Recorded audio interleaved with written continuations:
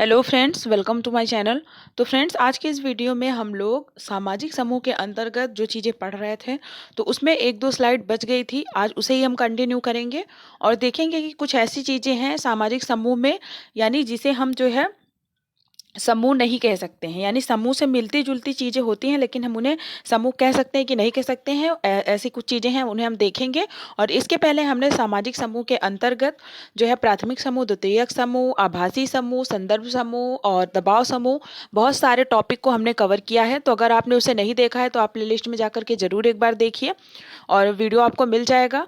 और इसके अलावा चैनल पर फर्स्ट टाइम आया है तो चैनल को सब्सक्राइब कर लीजिए और बेल आइकन प्रेस करना मत भूलिएगा, ताकि जब भी वीडियो जाए तो उसका नोटिफिकेशन आपको मिल सके। तो चलिए आज का वीडियो स्टार्ट करते हैं। ज़्यादा नहीं है, बहुत मतलब जल्दी से कवर कर लेंगे। तो चलिए देखते हैं। तो देखिए, समूह से मिलती जुलती कुछ अन्य अवधारणाएं हैं जिन्हें समूह नहीं कहा जा सकता है। यानी ये समूह की तरह लगते तो हैं कि समूह है, लेकिन वो असल में समूह होते नहीं हैं। तो देखिए, सबसे पहला है इसमें जो है वो भीड़। तो भीड़ को क्या हम समूह कह सकते हैं? तो देखिए, एक स्थान पर एक वस्तु या घटना के चारों ओर एकत्रित लोगों का असंगठित, अव्यवस्थित एवं अस्थिर समूह जो होता है उसे भीड़ कहते हैं। तो ये भीड़ की परिभाषा है। यानी एक स्थान पर बहुत से लोग अचानक जो है एकत्रित हो जाते हैं और वो असंगठित होते हैं। मतलब पहले से कोई प्लान करके वहाँ कोई नहीं आता है, अचानक आ जाते हैं। अव्यवस्थित होता है और अस्थिर होता है, यानी बहुत ज़्यादा देर तक नहीं रहता है। अचानक इकट्ठा होता है और अचानक बिखर जाता है। तो इसे क्या कहते हैं? भीड़ कहते हैं। फिर ये देखिए, मैकाइवर एवं पेज ने भीड़ की परिभाषा दी है, इसे देखते हैं। तो देखिए, इनके अनुसार एक दूसरे के साथ प्रत्यक्ष, अस्थायी और असंगठित रूप से जुड़े लोगों का शारीरिक रूप से घना एकत्रीकरण भीड़ है। यह शीघ्रता से बनता है और शीघ्रता से बिखर जाता है। तो मैकाइवर का क्या कहना है भीड़ के बारे में? तो इनका मानना है कि यह प्रत्यक्ष रूप से अस्थायी होता है। यानी प्रत्यक्ष रूप से लोग वहाँ पे एकत्रित होते हैं, शारीरिक रूप से एकत्रित होते हैं, एक मतलब प्रत्यक्ष रूप से वो वहाँ पे उपस्थित होते हैं और असंगठित होते हैं। और शीघ्रता से बनता है, यानी कोई घटना घटी, कुछ हुआ, जल्दी से सभी लोग इकट्ठे हो जाते हैं और उतने ही जल्दी से फिर धीरे धीरे सब अपने कामों में व्यस्त हो जाते हैं, वहाँ से चले जाते हैं। तो ये इनकी परिभाषा है। फिर आगे देखिए, किम्बल यंग ने परिभाषा दी है। तो देखिए, इनके अनुसार किसी सामान्य केंद्र या आकर्षण के चारों ओर पर्याप्त संख्या में लोगों का एकत्रित होना भीड़ कहलाता है। सामान्य केंद्र या आकर्षण के चारों ओर पर्याप्त संख्या में एकत्रित होना। फिर इसकी भीड़ की कुछ विशेषताएं हैं, उसे देख लीजिए। तो देखिए, पहली विशेषता है स्वतः निर्माण। यानी भीड़ जो होता है उसका जानबूझकर निर्माण नहीं किया जाता है, वो खुद से बन जाता है। यानी कहीं पे कुछ होता है तो अचानक लोग इकट्ठा हो जाते हैं, तो इसका स्वयं ही निर्माण हो जाता है। दूसरा है शारीरिक निकटता। जब बहुत सारे व्यक्ति एक जगह इकट्ठा होते हैं तो वो शारीरिक रूप से उपस्थित होते हैं वहां पे। फिर उसके बाद अगली विशेषता है अस्थायी प्रकृति। परमानेंट तो कोई वहाँ पे नहीं रुका रहता है, थोड़ी देर में सब अपने अपने कामों में व्यस्त हो जाते हैं, तो अस्थायी प्रकृति होती है। फिर उसके बाद सीमित आकार और क्षेत्र। तो भीड़ जो है वो ऐसा नहीं है कि हर जगह इकट्ठा ही हो, कहीं कहीं पे जो है एक निश्चित क्षेत्र होता है, एक सीमित आकार में एकत्रित होते हैं। फिर उसके बाद लास्ट है सामूहिक शक्ति की भावना। तो भीड़ जब इकट्ठी होती है कहीं पे, तो वहाँ पे लोगों के जो है, लोगों के मन में सामूहिक शक्ति का मतलब विकास होता है। यानी कोई घटना कहीं पे घटी हुई है तो वहाँ पे लोग एकत्रित हो जाते हैं, तो मतलब एक दूसरे का सहयोग करते हैं, मतलब उनमें जो है सामूहिक शक्ति का विकास हो जाता है। फिर आगे देखिए, भीड़ व्यवहार से संबंधित सिद्धांत। तो भीड़ व्यवहार से संबंधित कुछ सिद्धांत भी हैं, उसे भी देख लेते हैं। तो देखिए, ये पहला सिद्धांत है समूह मन का सिद्धांत। ये समूह मन का सिद्धांत किससे संबंधित है? ये भीड़ से संबंधित है। और इसे किसने दिया है? तो यह सिद्धांत मैकडूगल तथा लीवान द्वारा प्रस्तुत किया गया है। तो इस सिद्धांत को मैकडूगल और लीवान ने दिया है। आगे देखिए, अगला पॉइंट, समूह मन शब्द लीवान ने दिया है। तो समूह मन जो शब्द है ये लीवान ने दिया है, तथा सिद्धांत रूप में इसका प्रतिपादन मैकडूगल ने किया। लीवान ने इसे मानसिक एकता का नियम, लॉ ऑफ मेंटल यूनिटी कहा है। तो भीड़ को या किसने कहा है मानसिक एकता का नियम? तो लॉ ऑफ मेंटल यूनिटी। फिर आगे देखिए, इस सिद्धांत के अनुसार भीड़ में सभी व्यक्तियों की भावनाएं एवं विचार मिलकर एक हो जाते हैं और एक दिशा में सक्रिय हो जाते हैं। जो व्यक्ति की अपनी स्वतंत्र सोच समाप्त हो जाती है, उसका मस्तिष्क समूह के मस्तिष्क की भांति कार्य करने लगता है। तो समूह मन का सिद्धांत का क्या मतलब है? कि मतलब जब लोग भीड़ में इकट्ठा होते हैं तो वहां पे उनका खुद का जो माइंड होता है वो उस तरीके से काम नहीं करता है। भीड़ में जो लोग जिस तरीके से मतलब बोल रहे हैं, जिस तरीके से कह रहे हैं, वो क्या कर रहे हैं, उसी तरीके से सब व्यवहार करने लगते हैं। तो इस सिद्धांत का यही मतलब है कि भीड़ में जो व्यक्तियों की भावना या विचार होता है वो एक हो जाता है और मतलब एक ही दिशा में सक्रिय हो जाता है। यानी अगर कहीं पे लड़ाई हो रहा है तो वहाँ पे सब लोग फिर एक दूसरे से मतलब वही करने लग जाते हैं। तो ये इस जो है सिद्धांत का यही मतलब है। फिर आगे देखिए अगला पॉइंट, अवरुद्ध चालकों की मुक्ति का सिद्धांत। तो ये भी भीड़ से संबंधित सिद्धांत है। अवरुद्ध चालकों की मुक्ति का सिद्धांत या दमित इच्छाओं का सिद्धांत। तो देखिए इस सिद्धांत के प्रतिपादक सिगमंड फ्रायड हैं। तो सिगमंड फ्रायड ने भीड़ से संबंधित ये सिद्धांत दिया है, अवरुद्ध चालकों की मुक्ति का सिद्धांत या दमित इच्छाओं का सिद्धांत। इसे फ्रायड का सिद्धांत भी कहा जाता है। अब इसके अनुसार देखिए, फ्रायड के अनुसार भीड़ व्यवहार कुछ नहीं बल्कि दमित इच्छाओं की अभिव्यक्ति है।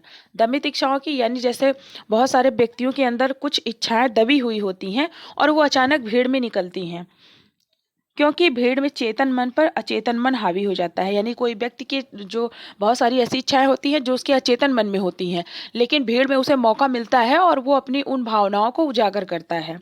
तो इनके सिद्धांत का यही मतलब है। फिर अगला है पारस्परिक उत्तेजना का सिद्धांत, थ्योरी ऑफ इंटर स्टिमुलेशन। इसके प्रतिपादक आलपोर्ट है। तो पारस्परिक उत्तेजना का सिद्धांत भीड़ से संबंधित किसने दिया? तो आलपोर्ट ने दिया है। देखिए इन्होंने क्या कहा कि भीड़ में व्यक्ति उत्तेजना के कारण सोचता है कि दूसरे लोग जो कर रहे हैं वही उचित है। तो भीड़ में क्या होता है कि एक उत्तेजना पैदा हो जाता है सभी के अंदर कि सभी लोग जो चीजें कर रहे हैं वही सही है और वही वो भी करने लग जाते हैं। तो ये सिद्धांत आलपोर्ट ने दिया था। तो ये हो गया भीड़ से संबंधित। और भीड़ जो होता है ये समूह, इसे हम कह भी सकते हैं नहीं भी कह सकते हैं, क्योंकि ये असंगठित होता है, अव्यवस्थित होता है और अस्थायी होता है। फिर अगला देखिए श्रोता समूह। श्रोता समूह क्या है? ऑडियंस। तो श्रोता समूह एक निश्चित उद्देश्य के लिए एक पूर्व निश्चित समय व स्थान पर एकत्र होते हैं। इसे एक प्रकार की सुसंगठित भीड़ कहा जा सकता है। तो श्रोता समूह क्या होता है? तो सबसे पहले ये सुसंगठित भीड़ होता है। क्यों होता है? क्योंकि श्रोता समूह जो होता है मतलब इनका एक निश्चित उद्देश्य होता है और एक पूर्व निश्चित समय होता है। यानी आप कहीं पे कोई चीज देखने जा रहे हैं या सुनने जा रहे हैं, कोई कार्यक्रम है, कुछ है, तो वहां पे वो पूर्व निश्चित होता है और आप वहां श्रोता के रूप में जाते हैं। आपका एक उद्देश्य होता है कि आप वहाँ क्यों जा रहे हैं। तो ये एक तरह का सुसंगठित भीड़ होता है, क्योंकि लोग जाते हैं मतलब सिर्फ, और वो मतलब जो भी चीज़ें होती है उसे ग्रहण करते हैं। ऐसा नहीं है कि एक दूसरे से इंटरेक्शन करते हैं, बस वो चीज़ें वहाँ पे सुनते हैं, उसके बाद फिर सब अपने अपने स्थान पे चले जाते हैं। तो ये भी एक भीड़ है, लेकिन सुसंगठित भीड़ है। फिर आगे देखिए, किम्बल यंग के अनुसार श्रोता समूह संस्थागत भीड़ है। किम्बल यंग का मानना है कि जो श्रोता समूह होता है वो संस्थागत भीड़ है। फिर अगला है, डेविस ने श्रोता समूह को सामाजिक संरचना संबंधी भीड़ माना है। किंग्सले डेविस ने श्रोता समूह को क्या माना है? सामाजिक संरचना संबंधी भीड़। फिर आगे देखिए, श्रोता समूह के सदस्य आपस में ना तो अंतःक्रिया करते हैं और ना ही एक दूसरे से परिचित होते हैं। आप कहीं पे कोई कार्यक्रम देखने जा रहे हैं तो वहाँ जरूरी नहीं है कि आप सभी को जानते ही हो या फिर आप जाते ही सभी से इंटरेक्शन करने लग जाएंगे। आप वहाँ पे एक श्रोता के रूप में जाते हैं और किसी से कोई मतलब नहीं होता है। फिर जो भी चीज़ें होती हैं खत्म होने के बाद सब अपने अपने जगह चले जाते हैं। तो ये क्या होता है, श्रोता समूह जो होता है ये आपस में अंतःक्रिया नहीं करते हैं। फिर आगे देखिए, मैकाइवर एवं पेज ने इसे दो भागों में बांटा है।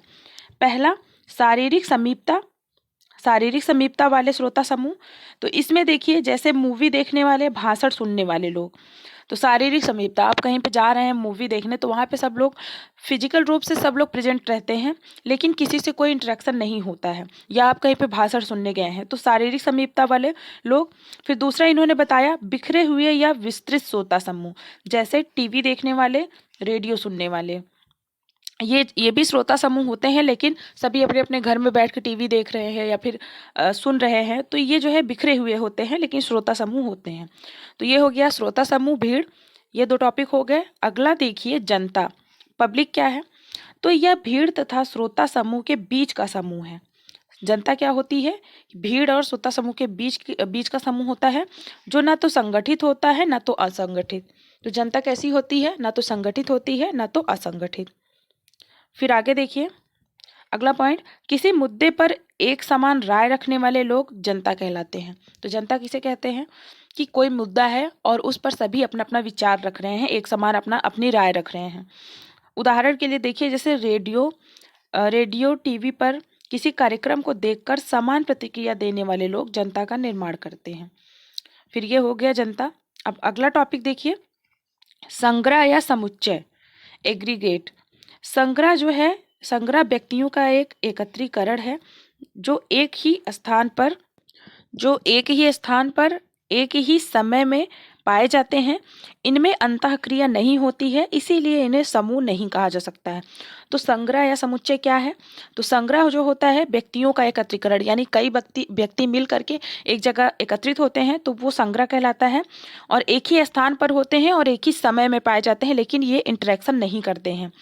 जैसे सिनेमा घर पर किसी शो की टिकट खरीदते दर्शक या एयरपोर्ट पर एयरबस का इंतजार करते लोग।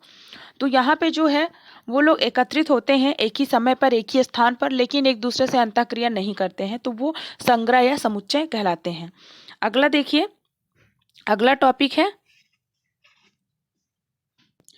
अगला जो टॉपिक है वो है सामाजिक संवर्ग यानी सोशल कैटेगरी। सामाजिक संवर्ग क्या है इसे देखते हैं।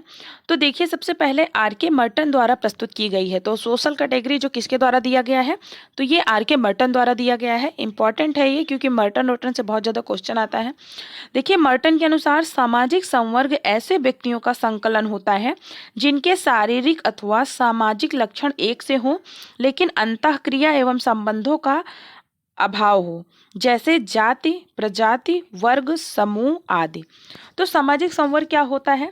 तो देखिए, मर्टन का कहना है कि व्यक्तियों का संकलन होता है, यानी बहुत सारे व्यक्तियों का संकलन होता है। इनमें शारीरिक और सामाजिक लक्षण एक से होता है। जैसे कोई जाति के लोग हो गए, एक ही कैटेगरी के लोग होते हैं जो, तो उनमें सामाजिक लक्षण एक से होते हैं। उनका जो है सामाजिक लक्षण एक सा होगा, उनका शारीरिक बनावट भी एक सा होगा, लेकिन उनमें क्या होता है कि इनमें इंटरेक्शन का अभाव होता है। जैसे मान लीजिए एक कोई जाति है, तो एक जाति के लोग बहुत सारे अलग अलग जगहों पे बिखरे हुए हैं, आपस में वो इंटरेक्शन नहीं कर रहे हैं, फिर भी वो एक ही कैटेगरी के माने जाते हैं। जैसे अभी इंडिया में अपने पूरे मान लीजिए कोई एक कास्ट है, वो कई जगह पे है, लेकिन जरूरी नहीं है कि एक कैटेगरी के होते हुए भी उनमें जो है सभी एक दूसरे से इंटरेक्शन करते हो, तो लेकिन इसके बावजूद वो एक वर्ग के कहे जाते हैं। तो सामाजिक संवर्ग ऐसे लोगों को ही कहते हैं। फिर आगे देखिए, अगला जो है वो है सामाजिक समष्टि, सोशल कलेक्टिविटी। सामाजिक समष्टि क्या है इसे देखते हैं। तो यह उन व्यक्तियों को दर्शाता है जो एक सेकेंड। तो देखिए, जो मूल्यों, भावनाओं व विश्वासों को मानते हैं, परंतु समष्टि के सदस्य आपस में अंतःक्रिया द्वारा संबंध नहीं होते हैं, जैसे संपूर्ण विश्व में फैले बौद्ध, ईसाई, मुस्लिम तथा हिंदू। तो सामाजिक समष्टि कौन लोग होते हैं? तो मतलब यह जो व्यक्ति होते हैं जो एक जैसे मूल्य, मतलब इनके एक जैसे मूल्य होते हैं, एक जैसे भावनाएं होती हैं, एक जैसे विश्वास होते हैं। जैसे हिंदू धर्म हो गया, तो हिंदू धर्म में जो जितने भी व्यक्ति हैं उनके एक जैसे मूल्य हैं, एक जैसे विश्वास हैं और एक जैसे उनकी भावनाएं हैं। सभी अपने धर्म को मानते हैं, लेकिन इनमें क्या होता है, सभी में अंतःक्रिया नहीं होता है। जिस तरीके से जाति प्रजाति वाले लोग हैं, एक ही कैटेगरी के होते हैं, लेकिन उनमें अंतःक्रिया नहीं होता है, तो उन्हें एक सोशल कैटेगरी में रखा जाता है, उन्हें सामाजिक संवर्ग कहा जाता है। वैसे ही है ये सामाजिक समष्टि, यानी जितने भी अलग अलग धर्म के लोग हैं, सभी की भावनाएं उनके धर्म के प्रति जो है सभी के एक जैसी होती हैं, लेकिन सभी जो है आपस में अंतःक्रिया करें ये जरूरी नहीं है। तो ऐसे लोगों को सामाजिक समष्टि के अंतर्गत रखा जाता है। फिर देखिए, लास्ट जो है वो है संगठन, ऑर्गेनाइजेशन। तो देखिए, संगठन जो है, संगठन समूह का वह प्रकार है जिसके उद्देश्य पूर्व निर्धारित, निश्चित और स्पष्ट होते हैं, जबकि समूह के उद्देश्य निश्चित नहीं बल्कि बहुआयामी होते हैं, जैसे कॉरपोरेशन, अधिकारी तथा व्यावसायिक संगठन। तो देखिए, इसमें क्या है, संगठन क्या होता है? तो संगठन समूह का एक प्रकार होता है सबसे पहले, और इसके उद्देश्य जो होते हैं वो पूर्व निश्चित होते हैं। यानी कोई भी ऑर्गेनाइजेशन है तो उनका एक उद्देश्य होता है जो कि पहले से निर्धारित होता है, और वो निश्चित होता है और पूरी तरह से स्पष्ट होता है कि उनके कौन से उद्देश्य हैं, उन्हें क्या करना है। तो संगठन जो होता है वो पूरी तरह से जो है नियमों पे आधारित होता है, या फिर उनका एक पूर्व निश्चित उद्देश्य होता है, सारी चीज़ें उनकी स्पष्ट होती हैं। और समूह क्या होता है, तो समूह में उद्देश्य जो है वो निश्चित नहीं होता है, बहुआयामी होता है। यानी कोई एक समूह है तो उसका कोई एक निश्चित उद्देश्य नहीं होता है, बहुत सारे उनके जो है बहुआयामी उद्देश्य होते हैं। और उदाहरण है जैसे कॉर्पोरेशन अधिकारी हो गए, व्यावसायिक संगठन। तो ये थे सारे जो है ऐसे टॉपिक जिन्हें कि समूह की कैटेगरी में हम नहीं रख सकते हैं, मतलब लगता है कि ये समूह है लेकिन ये पूरी तरह से समूह नहीं में होते हैं। तो इसीलिए समूह से मिलती जुलती कुछ ऐसी भी चीज़ें हैं। तो ये जितने भी बहुत छोटे छोटे टॉपिक हैं आप इनको थोड़ा माइंड में ज़रूर रखिएगा। इनसे भी क्वेश्चन कभी कभी पूछ लेता है कि भीड़ भीड़ किसे कहते हैं, या फिर भीड़ की क्या विशेषताएं हैं, श्रोता समूह, इन सब से। तो ज़रूरी है कि आप इसे ज़रूर एक बार नोट कर लीजिए शॉर्ट में, एक एक लाइन में, कि ये चीज़ें क्या हैं। आई होप आपको वीडियो पसंद आया होगा। हमारा जो सामाजिक समूह का टॉपिक है वो यहीं पे ख़त्म होता है। अगले वीडियो में हम जो है दूसरा टॉपिक लेकर के चलेंगे। और आप जो है चैनल के साथ बने रहिएगा, और चैनल पे फर्स्ट टाइम आए हैं तो चैनल को सब्सक्राइब कर लीजिएगा। और आप जाकर के एक बार चैनल के प्लेलिस्ट को ज़रूर चेक करिए, जितने भी वीडियोज़ हैं आप उसे ज़रूर देखिए। और जितने भी हमने क्वेश्चन के प्रैक्टिस सेट लगाए हैं आप उससे भी सॉल्व करिए। आपको जो है 100% इससे जो है बहुत ज़्यादा फ़ायदा होगा। तो चलिए मिलते हैं नेक्स्ट वीडियो में। Thank you so much.